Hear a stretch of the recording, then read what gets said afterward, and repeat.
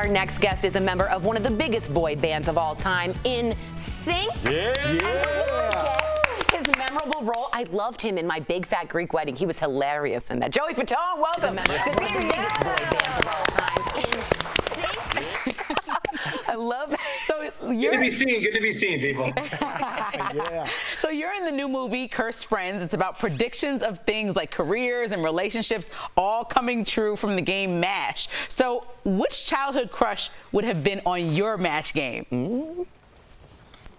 Sorry, one more time. I couldn't hear you. Broke up a little bit. What? I said, which childhood crush would have been on your MASH game?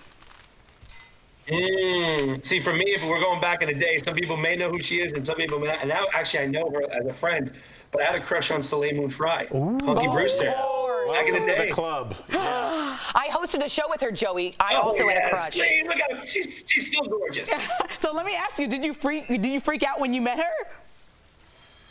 Yeah, well, the funniest thing is we met through mutual friends, and I hung out with her and her husband. They started, that's actually her husband, her ex-husband now, but when they were doing Punk'd, I believe, he was working with Ashton Kutcher. So we became friends and we knew each other. But then one time I actually went to a convention and I saw a Punky Brewster doll, and I literally asked her to sign it. It's hysterical. And literally, I still have it. It's in storage, but I still have an old school Punky Brewster doll that she signed for me. So that's nice. my claim to fame. Listen, man, you're not the only one who had a crush on Soleil. Yeah. I think we all did. We all did. So, there's a scene in the movie where you are in your NSYNCtuary, which sounds wonderful to me, filled with NSYNC memorabilia. What is the most special NSYNC outfit you kept? I don't want to name drop here, but I've been to Lance's house. He showed me an outfit or two. You guys got some pretty cool stuff. What was yours? Yeah, one of the things we did is, we split a bunch of different outfits up. So one of the outfits I have is the No Strings Attached on tour. So there's, I know Justin had a top hat. We had a couple of bowler hats. Oh, yeah. Those are the outfits right there that you're seeing. I have all 5 of them. Oh, we all split them in nice. different groups. So whenever we ever did something or want to set them somewhere, I have all 5 of them. So it's quite cool. Kind of cool. Very cool. Memorabilia, if you will. A little Very cool. Got the set. I was gonna say, well, speaking of cool, as a parent, I think I've given up on trying to be cool in front of my kids. No matter, even though I've done cool stuff, it doesn't work on them. So you've done incredibly cool stuff. So I have to know, do your daughters understand how big NSYNC is and was and how famous you are, because you're just dad? Yeah, exactly. My older one calls me Dork. I'm Daddy Dork because it's that tracks. Yes. Because now she's 21. Yeah, Wow. That's Chloe. Chloe's my 12-year-old. Where it's really interesting because she's still she knows about it and she knows everything, but she's never, I think, seen the caliber of it. But with Brianna, it was interesting because she was actually still young, but we went on tour, so she saw us. But I think one of the major things is when we got the Star on the Walk of Fame was one of the big moments that they actually saw something. As far as fans and stuff like that. And then another time I brought my daughter, Brianna, my older one, I'm like, hey, you want to go with your old man to Coachella? And she's like, yeah. But then I'm like, yeah, but I'm performing with Ariana Grande. It's like, cool, is that weird? She goes, yeah, it's pretty cool. And then, of course, when I'm on stage, she was cheering for me, but she was just cheering like, yay. And I thought, I was like, oh, cheer daddy. But she was just cheering on her. Go ahead, Jeff. No, I was just gonna talk about that. Is your daughter on social media? How do you deal with that aspect of life? I'm just curious. Yeah, you know what?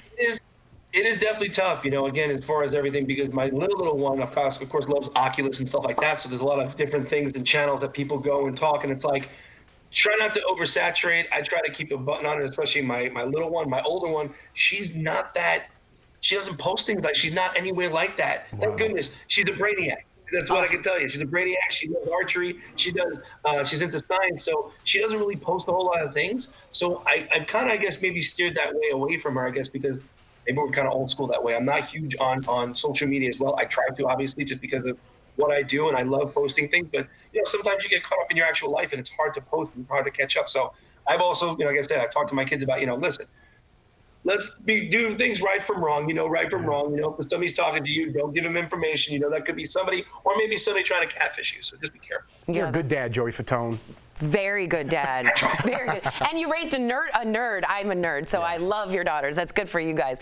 All right, you can sing, you can dance. Nerds are cool. Nerds are cool. Love it. You can sing, you can dance, you can act, and you can cook. You have your own restaurant, and it's called Fat Ones, which is hilarious, by the way. Why did you want to open up a hot dog food truck, Joey? Why not? For me, I guess it was back to my Brooklyn roots. I love, when you lived in Brooklyn, you went down the street, you got a slice of pizza. You went down the street, you got a dirty water dog, or a hot dog from Nathan's in Coney Island. So I always wanted to either do a pizza place or a hot dog place. And I came up with this idea because I saw somebody that franchised one in Chicago, a hot dog place, and I'd love to do something like that and franchise it. The guy came up different on the numbers. I knew nothing about the restaurant industry, so we basically had a place in the mall, in the Florida mall, called Fat Ones. We said, why not? Let's just do it. And my manager said, hey, why don't we just call it your name? I'm like, Fatone? He's like, no, Fat Ones. We'll separate it. We'll have the hot dogs. We'll have these big hot dogs. I was like, you know what? That's a great idea. So I went from everything from the decor, from tasting all the hot dogs, to knowing it doesn't have like that burp repeat effect when you eat it sometimes. So we did that, and now we have a food truck. It's been great. People are like, why aren't you branching out? I said, I just want to keep it simple. I'm not the type of person that really wants to be blowing it up just because of my name. I want to blow it up because of the quality of it and what we do and what we represent with food. So hopefully that will just trickle down. But right now I literally have a food truck and I haven't branched out yet. I haven't touched it. I've been about 3 or 4 years now I've had it. Wow. I hope it's not lost on you, the discipline that you've showed. I know. Just being able to have a hot dog truck. I would just eat them all. They'd have to cut me out of the back of that wall. They would have to remove me. You are a fat one. How did you? I would just be like, yeah, I had the quality control. That's hilarious. Oh, man. Joe, you are such a Renaissance man. So interesting. You're raising good people. You're a good person. Thank you so much for chatting with us today. To our viewers, check out Cursed. Oh, of course, Cursed Friends. It's going to air on Comedy Central October 29th and 30th. It's a great Halloween movie. Joey, thanks again for being with us. Great guy, man. We'll be right back. That's what's up. My pleasure. Please check it out. Have a good one. Much love. Take care. Have a hot dog. Okay.